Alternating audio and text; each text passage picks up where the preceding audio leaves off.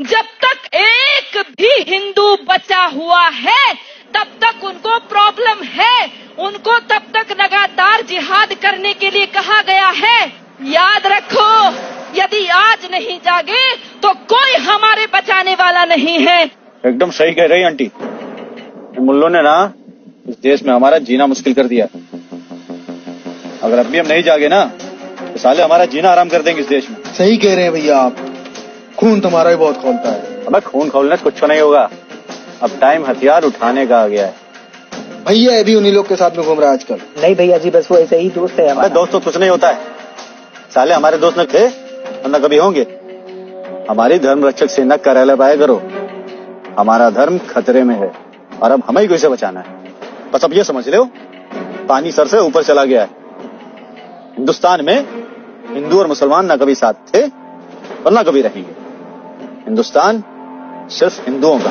समझा कि नहीं समझा? जी भैया जी। भारत का नाम सुना है कभी?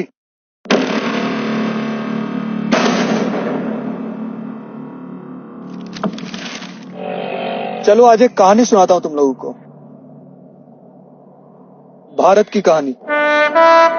सन 1857 में जब अंग्रेजों ने गुलामी का जंजीर हम पे कसना शुरू कर दिया था, तब दो दोस्त हुआ करते थे। एक का नाम था पंडित रामचरण दास और एक आमिर अली। एक हिंदू, एक मुसलमान, एक पंडित, एक मौलाना। इन दोनों ने साथ मिलकर अंग्रेजों के खिलाफ अपनी आवाज बुलंद की थी। अंग्रेजों को लगा कि अगर ये दोनों धर्म वाले साथ हो जाएंगे तो हमारी लंका लगा डालेंगे। और फिर वही हुआ जो हमेशा आवाज उठाने वालों के साथ होता था। एक दिन दोनों को एक ही फंदे से एक ही पेड़ पर फांसी दे दी गई। अंग्रेजों ने दोनों को साथ तो मार दिया और प्रण किया कि दोनों धर्म वालों को कभी साथ जीने नहीं देंगे। और तब से शुरू हुआ दोनों धर्म को बांटने का कारोबार। और अफसोस कि अंग्रेजों की छोड़ी हुई औलादे आज भी वही काम कर रहे हैं। सेना बनाने का बहुत शौक है ना तुम्हें? कुछ साल पहले हमने भी एक सेना बनाई थी। आओ कभी दिखाते तुम्हें लड़ाई कैसे लड़ी जाती है। शेरों की फौज है हमारी सेना और हर धर्म के लोग हैं हमारी सेना में। अरे तुम्हारी सेना ने कौन सा तीर मार लिया? अभी तक तो अपनी सेना का नाम भी नहीं बताए। नाम तुम क्या पूरी दुनिया जानती है। Indian army. आप आर्मी से?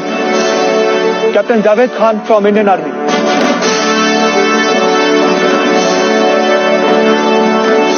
हम बॉर्डर पर खड़े होते हैं ताकि कोई बाहर वाला हमारे देश को न तोड़ सके। पर हमें क्या पता था कि हमारे अपने ही अंदर बैठकर देश को तोड़ने की साजिश कर रहे हैं। और हां, तुम लोग अपने अपने मजहब को बचाओ, अपने मंदिर, अपने मस्जिद को बचाओ। देश की टेंशन मत लो तुम, क्योंकि उसके लिए हम खड़े हैं बॉर्डर पर।